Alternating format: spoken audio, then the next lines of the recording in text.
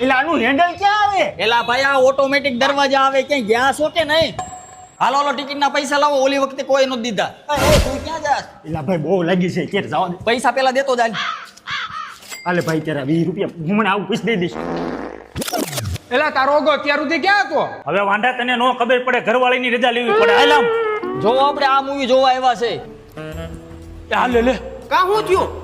અરે ચશ્મા ઘરે ભૂલાઈ ગયા. એલા ભાઈ તું અહીંયા સીન નાખવા આવ્યો છો? અરે મારા નંબરના ચશ્મા છે.